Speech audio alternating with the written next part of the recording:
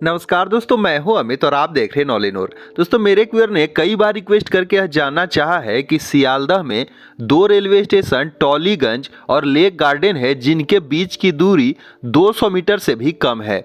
तो यहाँ पर इतने कम डिस्टेंस में दो दो रेलवे स्टेशन बनाने की ज़रूरत क्यों पड़ी और रेलवे ने इसे कैसे अप्रूव किया। तो दोस्तों, क्वेश्चन बहुत ही इंटरेस्टिंग है। सो आज के इस वीडियो में हम इसी के बारे में डिस्कस करेंगे और समझने की कोशिश करेंगे कि टॉलीगंज और लेक गार्डन जो रेलवे स्टेशन है इतने नज़दीक यहाँ पर क्यों बनाए गए। तो दोस्तों, इस बात को समझने के लिए आपको थोड़ा पास्ट में जाना होगा। दरअसल अगर आप गौर करेंगे तो ये जो रेलवे रूट है यह अंग्रेजों के ज़माने में बनाए गए थे। ये जो है भारतीय रेलवे के ईस्टर्न रेलवे के अंतर्गत आता है, जो कि सियालदह डिवीजन पर सब अर्बन रेलवे का पार्ट है। दोस्तों, यहां पर आप गौर करेंगे कि 1990 से पहले ये दोनों रेलवे स्टेशन यहां पर मौजूद नहीं थे, यानी कि आबादी उतनी नहीं थी। तो इसके पहले और इसके बाद में जो भी रेलवे स्टेशन थे वहां पर थे, यहां पर किसी भी रेलवे स्टेशन को बनाने की जरूरत नहीं पड़ी। लेकिन जैसे जैसे समय बीतते गया, लोग बढ़ते गए, पॉपुलेशन बढ़ी, तो यहां पर उतरने वाले लोगों की संख्या बढ़ने से डिमांड होने लगी ट्रेनों की। तो सबसे पहले सन 1990 ईस्वी में टॉलीगंज रेलवे स्टेशन को ओपन किया गया। दोस्तों, यहां पर आप गौर करेंगे कि जब टॉलीगंज रेलवे स्टेशन ओपन हुआ तो उस समय यहां पर जो रेलवे प्लेटफॉर्म थे वह एक ही था। मतलब कि लोग उतरने वाले कम थे और एक प्लेटफॉर्म पर मैनेज हो जा रहा था।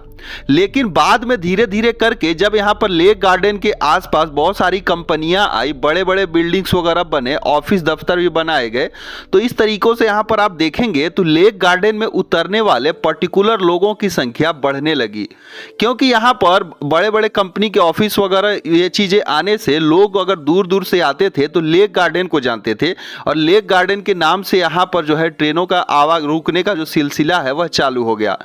तो दोस्तों, रेलवे को महसूस हुआ जब यहाँ पर एक ही प्लेटफॉर्म था टॉलीगंज, तो यहाँ उतरने वाले लोगों की संख्या जब बढ़ी तो ये रेलवे ने सोचा कि यहाँ पर जो है प्लेटफॉर्म का विस्तार किया जाए, यानी कि प्लेटफॉर्म की संख्या बढ़ाई जाए। क्योंकि एक प्लेटफॉर्म से वहाँ पर जितने लोग उतर रहे थे वह पूरा नहीं हो पा रहे थे।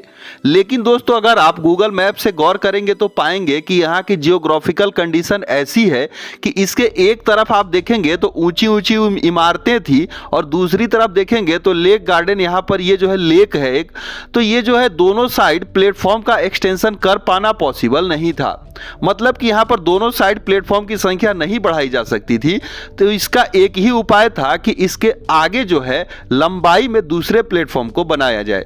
तो दोस्तों, जब दूसरे प्लेटफॉर्म को बनाना ही था तो पर्टिकुलर जो है भारतीय रेलवे ने लेक गार्डन के नाम से एक नया रेलवे स्टेशन ओपन किया। आज मिलाकर कहने का मतलब ये था कि बस उसी का एक एक्सटेंशन था जो कि एक नए नाम से था। तो दोस्तों, यहाँ पर लेक गार्डन जो है उनके प्लेटफॉर्म, दो प्लेटफॉर्म बनाए गए और यहाँ पर यात्री ट्रेनें जो है रुकने लगी और यात्री लोग उतरने लगे।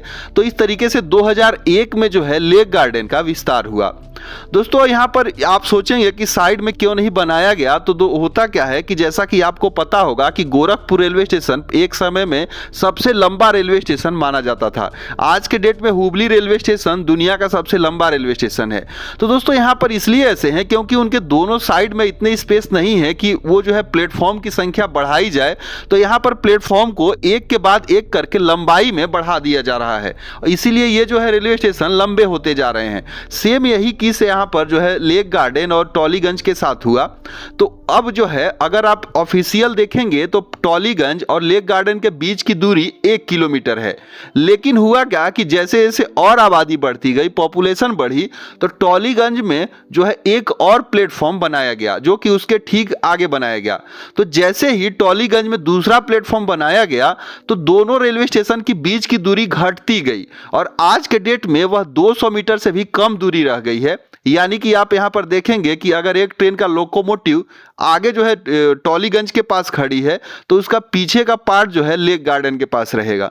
तो इतने कम स्पेस में चूंकि इसका विस्तार जैसे जैसे होते गया दूरी घटती गई और आज के डेट में 200 मीटर से कम की दूरी यहां पर बची हुई है। तो दोस्तों, इस चीज़ों को समझते हुए आप उम्मीद करते चाहिए यहाँ पर आपको पता चला होगा कि इन दोनों रेलवे स्टेशन के बीच की दूरी इतनी कम क्यों है, क्योंकि ज़रूरत के हिसाब से विस्तार होते गया। सो इस वीडियो में बस इतना ही, मिलते हैं दूसरे वीडियो में, तब तक के लिए धन्यवाद।